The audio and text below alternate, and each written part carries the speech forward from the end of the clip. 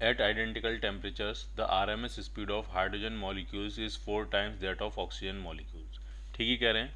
अगर कोई identical temperature है तो जो RMS वेलोसिटी का फॉर्मूला होता है VRMS वो होता है √3RT/m। अब हाइड्रोजन का जो मॉलिक्यूलर मास है वो 1/16 टाइम्स होता है ऑक्सीजन के मॉलिक्यूलर मास के। ऑक्सीजन का होता है 32 और हाइड्रोजन का होता है 2। तो 1/16 टाइम्स हो गया। जब यहाँ 1/16 डालोगे तो जब यहाँ पे आप 1/16 डालोगे तो 16 ऊपर पहुँचेगा और अंडर रूट के बाहर 4 आ जाएगा। तो हाइड्रोजन की जो RMS वेलोसिटी है वो 4 टाइम्स होगी ऑक्सीजन की RMS वेलोसिटी से। ठीक, तो ये इन्फॉर्मेशन सिंपल है। अब आगे क्या कह रहे हैं, एक मिक्सचर है जिसमें हाइड्रोजन और ऑक्सीजन दोनों ही गैसेज हैं और उनका जो मास का रेशियो है, मोल का रेशियो नहीं दिया, ये किसका रेशियो दिया, मासेस का रेशियो। अगर 1 ग्राम हाइड्रोजन होगी तो 8 ग्राम ऑक्सीजन होगी। ठीक, उनके जो मास का रेशियो दिया है वो 1:8 दिया है। ठीक, और कह रहे हैं the RMS speed of all the molecules, और इस मिक्सचर की जो RMS स्पीड है वो n टाइम्स है RMS speed of oxygen molecules. ठीक, टेम्परेचर वगैरह सबका सेम ही होगा। ठीक है, एक मिक्सचर है जिसमें हाइड्रोजन और ऑक्सीजन का मास का रेशियो 1:8 है और उसकी जो टोटल सभी मॉलिक्यूल्स की जो RMS स्पीड होगी वो n टाइम्स है ऑक्सीजन की RMS स्पीड की। तो n के बारे में आपसे पूछ रहे हैं, तो सेटल करते हैं कैसे, समझिए। अगर कहीं मिक्सचर होगा तो ये जो मॉलिक्यूलर मास है वो भी हम मिक्सचर का डालेंगे। ठीक, तो पहले मिक्सचर का मॉलिक्यूलर मास ले लेते हैं। मास का रेशियो दिया है 1:8, यानी 1 ग्राम अगर हाइड्रोजन है तो 8 ग्राम क्या होगी, ऑक्सीजन। क्लियर। अब हमें इस मिक्सचर का मॉलिक्यूलर वेट निकालना है, क्या होगा। तो आप ऐसे भी कर सकते हो, total mass upon total moles. Total mass कितना है अपॉन टोटल मोल्स कितने हैं। ठीक, टोटल मास कितना होगा, मैंने कहा चलो 1 ग्राम अगर हाइड्रोजन है तो 8 ग्राम ऑक्सीजन है, तो टोटल मास कितना हो जाएगा, तो 9 ग्राम टोटल मास हो जाएगा। टोटल मोल्स कितने होंगे, तो 1 ग्राम हाइड्रोजन में कितने मोल्स हो गए, हाफ, और 8 ग्राम ऑक्सीजन में कितने हो जाएंगे, 1/4। तो ये हो जाएगा आपका 3/4, 4 ऊपर आ जाएगा, 3 से कैंसिल करेंगे तो ये आ जाएगा 12 ग्राम्स। मिक्सचर का जो एवरेज मॉलिक्यूलर वेट आ रहा है वो 12 ग्राम्स आ रहा है। तो अब मिक्सचर की जो RMS वेलोसिटी आ जाएगी वो आ जाएगी √3RT/12। ठीक है, इंटू 10⁻³ भी लिखना चाहिए मुझे बस, लेकिन मुझे सिर्फ कंपेयर करना है तो मैं ग्राम से ही काम चला देता हूँ। ठीक है, तो ये जो मिक्सचर की RMS वेलोसिटी है वो n टाइम्स है ऑक्सीजन मॉलिक्यूल्स की RMS वेलोसिटी की। ऑक्सीजन मॉलिक्यूल्स की कितनी होगी, √3RT/m। ऑक्सीजन के लिए कितना डालेंगे आप, 32। तो ये हो गया जैसा वो क्वेश्चन में कह रहे हैं, वो इक्वेशन बन गई। तो अगर √3RT से √3RT कैंसिल आउट हो जाएगा तो जो n की वैल्यू आ रही है वो आपकी आ रही है √32/12। कैंसिल कर लेते हैं तो ये आ जाएगा आपका 8/3, √8/3। So your answer will be c part. Clear.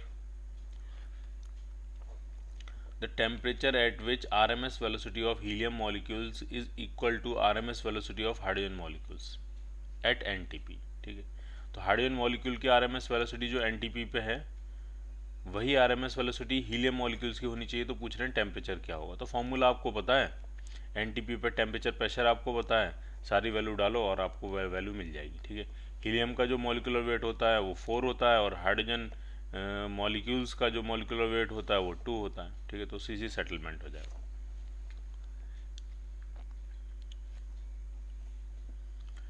If P is equal to 106 kT, एक इक्वेशन दी है आपको, तो नंबर ऑफ मॉलिक्यूल्स पर यूनिट वॉल्यूम आपसे पूछ रहे हैं और के ये जो होगा ये होगा बोल्ट्जमैन कांस्टेंट। ठीक है, तो समझिए जरा, दो इक्वेशन हमें याद होती हैं। एक तो होती है PV is equal to small n RT, R जो है वो गैस कांस्टेंट है तो n होता है नंबर ऑफ मोल्स। ठीक, एक दूसरी इक्वेशन होती है PV is equal to capital N KT।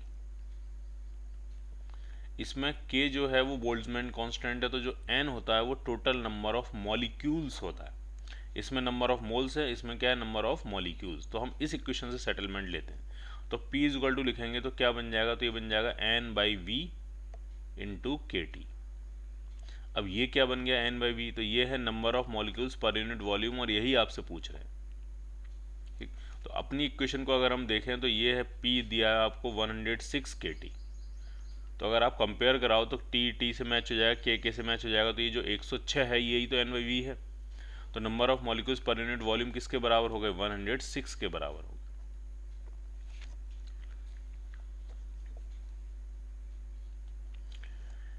n molecules each of mass m of gas A and 2n number of molecules each of mass 2m of gas B are contained in the same vessel which is maintained at the same temperature T। ठीक है, दो vessel हैं, दो gases हैं, ठीक है, temperature same है, ठीक, और मीन स्क्वायर वेलोसिटी के बारे में पूछ रहे हैं, मीन स्क्वायर। ठीक है, तो आराम समझना, जो आरएमएस वेलोसिटी होती है वो होती है √3RT/m।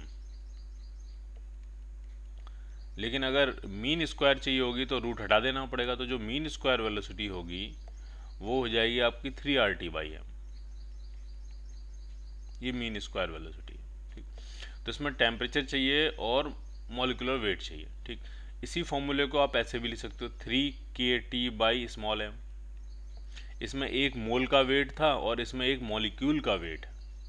यहाँ पे गैस कांस्टेंट था और यहाँ पे क्या है, ये बोल्ट्जमैन कांस्टेंट। तो हम इससे सेटलमेंट करेंगे। ठीक, तो जो बी टाइप के मॉलिक्यूल्स हैं उनकी जो मीन स्क्वायर वेलोसिटी है वो वी स्क्वायर है। ठीक, तो वी स्क्वायर जो आपका आएगा वो आपका आएगा 3kT/, और जो बी टाइप के मॉलिक्यूल्स थे उनकी जो एक मॉलिक्यूल का जो मास था वो 2m था, तो डिवाइडेड बाई 2m। ठीक, और जो ए टाइप के मॉलिक्यूल्स हैं उनकी जो मीन स्क्वायर वेलोसिटी है वो ओमेगा स्क्वायर है। तो ओमेगा स्क्वायर क्या बनेगा, तो ओमेगा स्क्वायर बनेगा आपका 3kT/m। ए टाइप के मॉलिक्यूल्स का एक मॉलिक्यूल का जो मास है वो स्मॉल m है और बी टाइप के एक मॉलिक्यूल का मास 2m है। ठीक, और आपको इनका रेशियो पूछा है कितना होगा, ये पूछा आपसे omega square upon v square कितना हो जाएगा। तो omega square upon v square करेंगे तो ये सब कुछ कट जाएगा, 2 आपको मिल जाएगा answer. So your answer will B A part.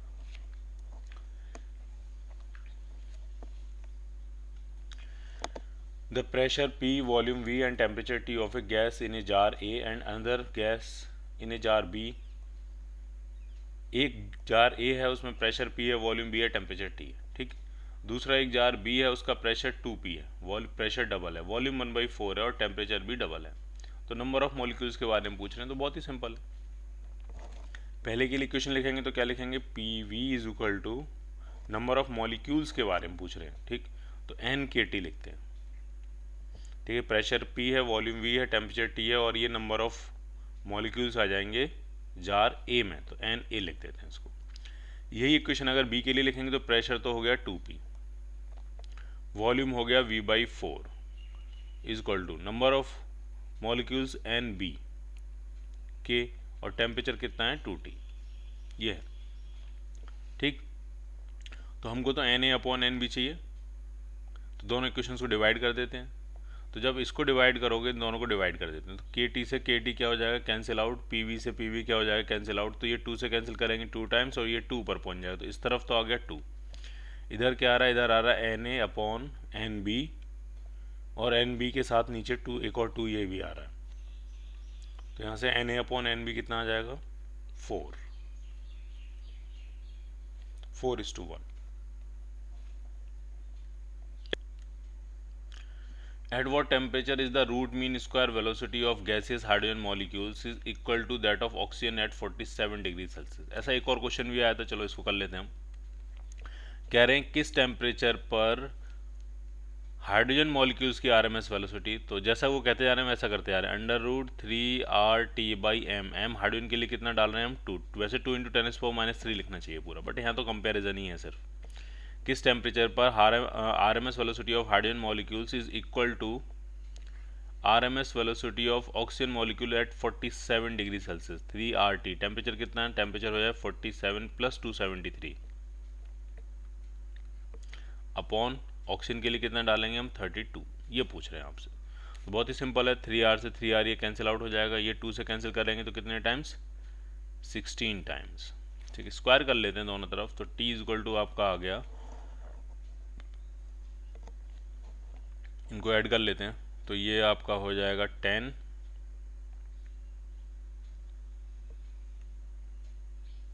320/16। तो ये आपका आएगा 20 केल्विन। 20 केल्विन वो टेम्परेचर होगा जिस पे हाइड्रोजन मॉलिक्यूल की आरएमएस वेलोसिटी ऑक्सीजन मॉलिक्यूल की RMS velocity at 47 degree Celsius के बराबर हो जाएगी।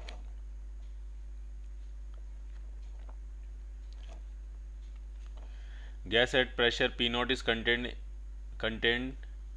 इन ए वेसल होना चाहिए।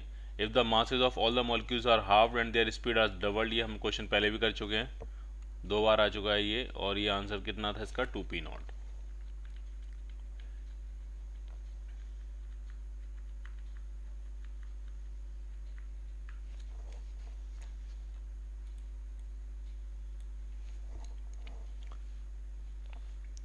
The root mean square speed of the molecules of a diatomic gas is v.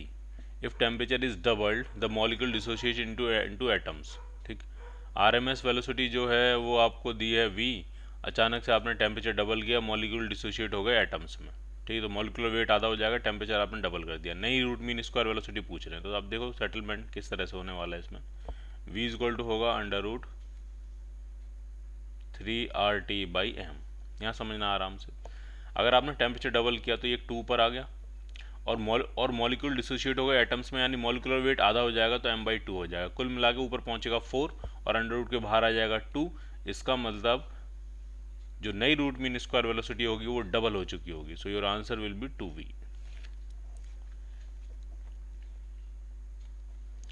The molecule of A given mass of A guys have a RMS velocity. कोई molecule है eight ए given mass, किसी given mass का कोई molecule है, उसकी RMS velocity दी है। ठीक, कितनी है 20 मीटर पर सेकेंड, टेम्परेचर है 27 और प्रेशर भी मेंटेन किया है। प्रेशर से कोई लेना देना नहीं, अगर टेम्परेचर वेरी कर रहा है तो आरएमएस वेलोसिटी वेरी होगी। ठीक, अब टेम्परेचर जब 27 से बढ़ के 127 हो जा रहा है और प्रेशर कम हो जा रहा है, प्रेशर से मैं फिर कह रहा हूँ कोई लेना देना नहीं है हमें। अगर टेम्परेचर का वेरिएशन दिया है तो प्रेशर से कोई लेना देना नहीं है। ठीक, तो नई आरएमएस वेलोसिटी पूछ रहे हैं कितनी होगी, तो फॉर्मूला क्या होता है under root 3RT/m। Molecules dissociate वगैरह कुछ नहीं हुए तो मॉलिक्यूलर मास में कोई चेंज नहीं होगा, सिर्फ टेम्परेचर का खेल चलेगा। तो पहले मान लिया आरएमएस वेलोसिटी थी, या हम ऐसे कह देते हैं v2/v1 is equal to under root T2/T1। Clear, सारी वैल्यू डालते हैं। v2 आपको निकालना है, और v1 जो आरएमएस वेलोसिटी दी थी वो दी थी 200 मीटर पर सेकेंड। T2 टेम्परेचर कितना हो गया, तो 27 से बढ़ा के 127 कर दिया, तो 127 और 273, तो ये हो जाएगा 400 केल्विन। और पहले जो था वो 27 डिग्री सेल्सियस था, तो वो हो जाएगा 300 केल्विन। तो अब जो V2 आपकी आ रही है वो आपकी आएगी 400, ये कैंसिल आउट हो गए, 4 2 बाहर आ जाएगा और इसमें 200 से मल्टीप्लाई होगा तो ऊपर फिर से 400 हो जाएगा, और नीचे क्या आ रहा है अंडर रूट 3 मीटर पर सेकेंड। ये होगी नई RMS velocity. C part, which of the following statements is true. ठीक है, 4 स्टेटमेंट दिए हैं, कौन सही है वो आपको बताना है। तो एक ही करके समझते हैं। First, absolute 0 degree temperature is not zero energy temperature. ढंग से समझना है, जहाँ पे जब टेम्परेचर 0 केल्विन होता है, एब्सोल्यूट 0 जो होता है, क्या वहाँ पे एनर्जी भी 0 होती है? तो ऐसा नहीं है। ठीक, वहाँ पे क्वांटम मैकेनिक्स ऑपरेट करती है, और 0 केल्विन पे जो सिस्टम की एनर्जी होती है उसको एक स्पेशल नाम दिया गया, उसको कहते हैं फर्मी एनर्जी। 0 केल्विन का मतलब टोटल एनर्जी वहाँ पे 0 नहीं होती है, एक सर्टेन अमाउंट ऑफ एनर्जी होती है, और उसका नाम क्या होता है फर्मी एनर्जी। तो वही कह रहे हैं is not zero energy temperature, तो पहला स्टेटमेंट एकदम करेक्ट है। ठीक है, कि 0 डिग्री एब्सोल्यूट 0 पे एनर्जी 0 नहीं होती है, पहला स्टेटमेंट करेक्ट है। ठीक, बाकी स्टेटमेंट देखते हैं। Two different gases at the same temperature and pressure have equal root mean square velocity, ऐसा गलत है। टेम्परेचर सेम है लेकिन गैसेज तो डिफरेंट है, गैसेज डिफरेंट है तो मॉलिक्यूलर वेट डिफरेंट हो जाएगा इनका। टेम्परेचर सेम है, अच्छी बात है, लेकिन यहाँ पे m भी आ रहा है, और अगर डिफरेंट गैसेज हैं तो मॉलिक्यूलर वेट डिफरेंट है, तो आरएमएस स्पीड भी डिफरेंट होगी, तो ये गलत हो गया। अगला वाला क्या कह रहे हैं, the RMS speed of molecules of different ideal gases maintained at the same temperature are same. फिर से वही बात, टेम्परेचर तो सेम है लेकिन मॉलिक्यूल्स डिफरेंट हैं, तो वो भी डिफरेंट ही होगी। Given sample of 1 cc of hydrogen and 1 cc of oxygen both at NTP, oxygen sample has large number of molecules, ये गलत है। अगर दोनों का टेम्परेचर प्रेशर सेम है तो इक्वल वॉल्यूम में equal number of moles content होते हैं, चाहे वो गैस कोई भी हो। ठीक, तो ये भी आपका क्या हो गया, रॉन्ग हो गया। तो आंसर सिर्फ क्या बनेगा आपका ए पार्ट।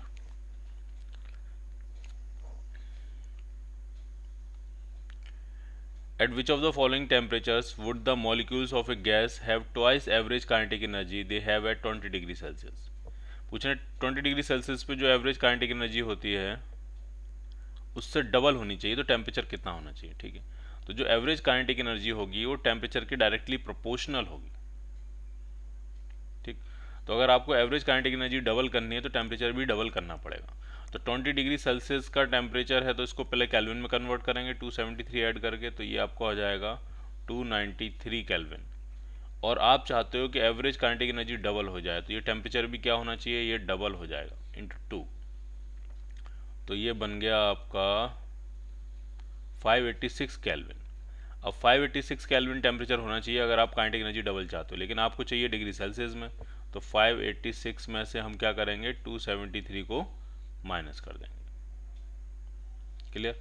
तो ये कितना आ जाएगा, ये 3, ये 1 और ये 3, तो ये आपका है 313 degree Celsius.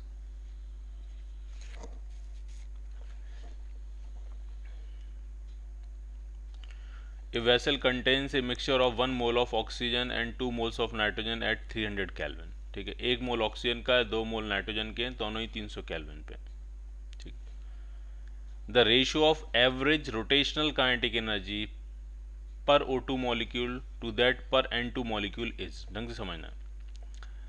1 degree of freedom की एक मॉलिक्यूल की जो काइनेटिक एनर्जी होती है वो हाफ kT होती है, ठीक। एक मॉलिक्यूल की 1 डिग्री ऑफ फ्रीडम की जो एवरेज काइनेटिक एनर्जी होती है वो हाफ kT होती है, ठीक। दोनों ही डायटोमिक है, O2 और N2 दोनों ही डायटोमिक है, तो दोनों की जो रोटेशन की डिग्री ऑफ फ्रीडम होगी वो 2 होगी। तो एवरेज रोटेशनल काइनेटिक एनर्जी जो होगी वो कितनी हो जाएगी, इंटू 2 से मल्टीप्लाई कर देंगे, ठीक है। चाहे वो O2 हो चाहे वो N2 हो, दोनों की एवरेज रोटेशनल काइनेटिक एनर्जी पर मॉलिक्यूल ये हो जाएगी, ठीक। अब दोनों का टेम्परेचर सेम कह ही रहे हैं वो, तो rotational kinetic average rotational kinetic energy भी तो दोनों की सेम हो जाएगी, तो उसका आंसर क्या बनेगा, रेशियो का 1:1।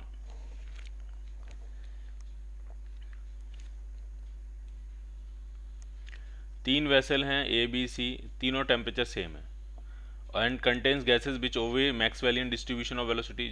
मैक्सवेल डिस्ट्रीब्यूशन ही होता है जिसमें हम RMS, average, most probable find करते हैं, वो डिस्ट्रीब्यूशन कुछ इस तरह का होता है।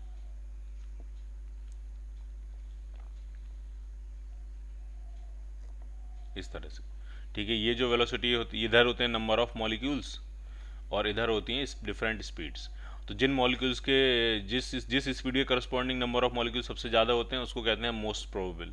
उसके बाद आपकी एवरेज आती है, उसके बाद RMS आती है। तो ये जो डिस्ट्रीब्यूशन है कि बहुत धीमे चलने वाले भी बहुत थोड़े से मॉलिक्यूल्स होते हैं, बहुत तेज़ चलने वाले भी बहुत थोड़े से मॉलिक्यूल्स होते हैं, और एवरेज स्पीड से चलने वाले मॉलिक्यूल्स का नंबर सबसे ज़्यादा होता है। तो ये जो डिस्ट्रीब्यूशन है इसी को हम कहते हैं मैक्सवेलियन डिस्ट्रीब्यूशन, ठीक।